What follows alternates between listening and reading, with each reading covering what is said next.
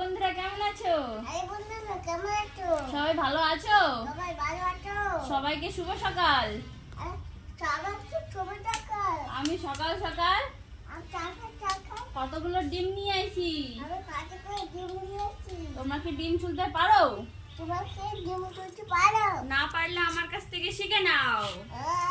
না ডিম তুলে আর কাছ থেকে শিখে নাও। প্রথমে ডিমটা নাও, প্রথমে ডিমটা নাও। তারপরে পাকার উপর একটা ফাঁচার দাও।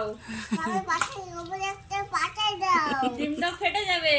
ডিমটা ফেটে যাবে। তারপরে তোমার তো লালা পড়ে যাচ্ছে তান। এইভাবে ছুলে রাখো।